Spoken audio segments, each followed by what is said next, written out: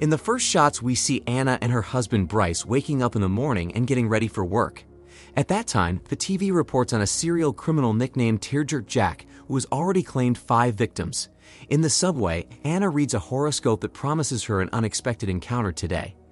Anna works as a kindergarten teacher and is successful in dealing with noisy children. In the evening, she meets up with her friends Francine and Nina, both of whom are looking for their soulmates. The girls take a selfie, but Anna soon has to deliver some sad news. She won't be able to go on vacation with them this year because she and Bryce are heading to Las Vegas.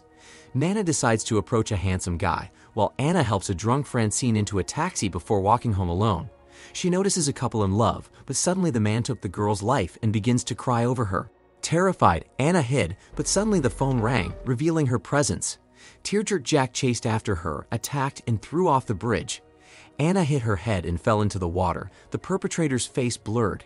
She woke up in the hospital with 2 women and a man standing before her, but she didn't recognize them as her husband Bryce, Nina, and Francine. The doctor said she had been unconscious for over a week.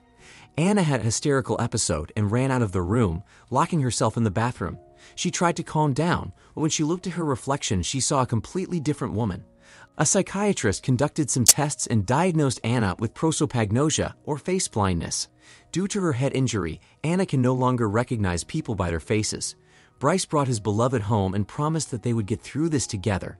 Every time Anna saw a new man in Bryce's place, she would panic. The next day, Anna and her boyfriend came to the police station. Detective Sam Karrast took their statements. Almost all of Anna's belongings disappeared from the crime scene. This means that Tearjerk Jack has her documents and knows her address. The detective asks for help, but Anna won't be able to identify the culprit due to her illness. Feeling upset, Anna leaves. The detective thinks she should pull herself together, but she is unable to concentrate. Later, Karrast discusses this strange case with a colleague. Prior to the conversation, psychologist Lanyon worked with a boy who constantly draws Tearjerk Jack and has not said a word yet. The detectives have no leads. Anna is the only one who saw Jack, but ironically she won't be able to identify him. Anna woke up from a nightmare. In a panic attack, she flinched away from Bryce, but then tried to pretend everything was okay. Karrast came to question the homeless man who rescued Anna from the river. Meanwhile, Anna's father called, having just flown from Argentina to the USA. After the conversation, she tried calling her mobile from Bryce's phone, but was interrupted by a doorbell. It was Francine and Nina. Anna discovered that she was now on the front page of all the newspapers. Karrast couldn't get anything coherent from the homeless man, but left his business card. Meanwhile, the friends showed Anna a group photo, but the faces were unfamiliar. After they left, Anna took out the business card of neuropsychiatrist Dr. Langenkamp. At that moment, someone approached the homeless man and took his life. Anna went to see the doctor. Unfortunately, there was no effective treatment for her diagnosis. People's faces will constantly change, and only 1 in 1,000 will remain the same. Having achieved nothing concrete, Anna left. The next morning, she woke up before Bryce and tried to get used to one of her many reflections in the mirror. At work, Hannah handed out stickers with the children's names on them. But it didn't help. Anna couldn't distinguish the children or their parents. The tricky situation didn't take long to play out, and the director was forced to suspend her from work. Returning home on the subway, Anna was reading the horoscope again, which advised her to beware of strangers and sudden dinner invitations. At some point, she saw her missing bag. Meanwhile, detectives sealed off the crime scene. Karrast received a call from frightened Anna. The man told her not to get off the train until he arrived. Anna had nothing to do but wait. She was afraid of every stranger, but one guy seemed particularly suspicious. Anna hurried away, and the man followed her. It turned out to be her father, whom she had completely forgotten about meeting.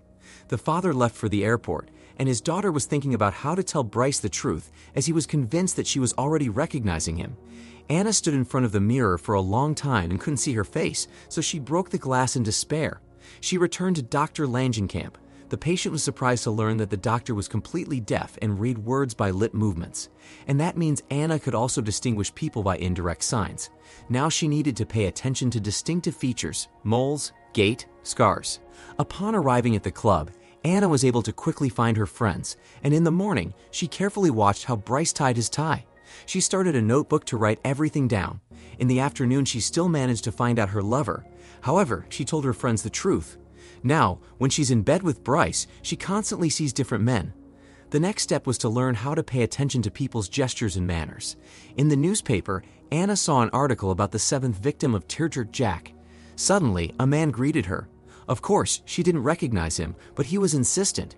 Anna approached a police officer, but the strange man suddenly disappeared. At the police station, Anna was surprised to realize that she recognized the face of Detective Karras. This was the first time this happened to her since the attack. Lanyon came in, who was creating psychological profiles of criminals. He told Anna about Teardrop Jack. According to the psychologist, Jack didn't plan on getting rid of Anna, but was only trying to protect himself. Later, Karras told her about the second victim of the psychopath, which was found by her own son. Since then, the boy has not spoken. Anna was brought to several recently arrested men who fit the description of the suspected criminal. Anna needed the detainees to walk in a circle, as she can only distinguish people by their gestures. Soon Anna rendered her verdict. None of these people were Teardrop Jack. The detective insists on another investigative experiment, but Lanyon guessed that he is just looking for an excuse to see Anna again. Meanwhile, Anna celebrated her birthday with her closest friends. While the girls were dancing, Bryce went out for a drink. Anna looked at the men around her, and each of them seemed suspicious to her. Confident that Bryce had returned, she approached him as if nothing had happened, only to realize too late that it was not her boyfriend. Bryce demanded Anna's notebook. Upon learning that she had seen other men in bed instead of him, he declared that it was over between them. Anna's phone rang. An unknown person congratulated her on her birthday. With horror, Anna realized that it was the psychopath calling from her phone. Teardrop Jack hinted that he was going to have a good time with one of her friends. In a panic, Anna began calling for Francine and Nina. The latter was found quickly, but Francine had already joined Teardrop Jack's list of victims. There was a commotion on the dance floor. The police arrived. Lanyon found evidence in the restroom, a purple tie. Nina and Anna can't settle down. Unfortunately, no one had seen Teardrop Jack's face. Karras took Anna home, but Bryce wasn't in the apartment. However, they found Anna's lost phone in his jacket. The girl doesn't believe that Bryce is the criminal because he called her on the night of the attack. Karras shared new information with Lanyon and then took Anna out of town to a safe place. In the evening, the detective reported that Bryce had been arrested, but he denied everything. Now they have to compare his DNA with the criminal's tear. At some point, Karras confessed to Anna that he saw a kindred spirit in her. They kissed and continued in bed. Waking up before Anna, Karras approached the mirror and took out his razor. The clicking sounds gave Anna a nightmare. When Karras woke her up, she was scared because she no longer recognized him. Sam had shaved, and the distinctive detail of his beard that made him recognizable was gone. Anna cried, realizing that Karras had become just another face in the crowd. The detective received a call. It turned out that the DNA didn't match, so Bryce was innocent. Anna guessed that she could recognize faces in her dreams.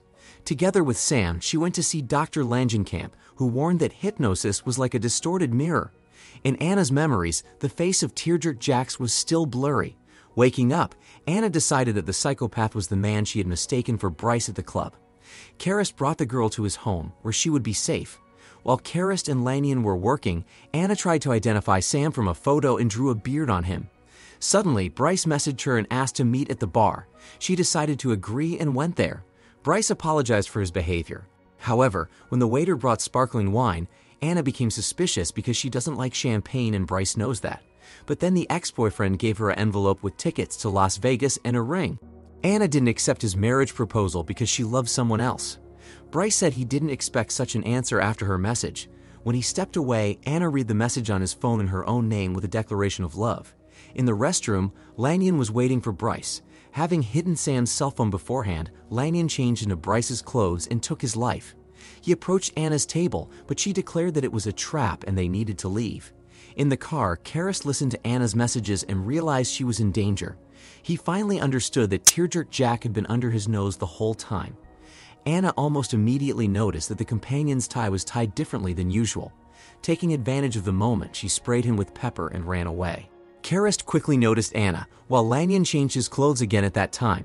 The detective and psychologist pointed their guns at each other, and Anna couldn't tell who was who. When Sam dropped his gun, she grabbed it, ran away, and hid. Lanyon was right next to her, and Anna had to climb over the bridge rail to get away.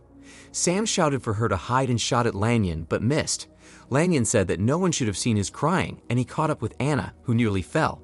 She tried to shoot, but forgot to release the safety on the gun. One of the men came up from behind, claiming to be Sam. Meanwhile, the real Karras drew Bloodbeard on his face and approached Anna. That's how she realized who was who and shot Lanyon. But when Karras approached him to take the gun, a fight broke out between the men. They inflicted injuries on each other that were incompatible with life. Anna ran towards Sam and declared her love for him, but he reminded her that he was just another face in the crowd. At these words, Karist passed away. Time later, Anna moved out of the city to Sam's favorite place. Here, she worked as a teacher, having learned to distinguish people by different characteristics. But sometimes, among thousands of faces, she sees Sam. She also recognizes her daughter's face. She is all she has left of her beloved.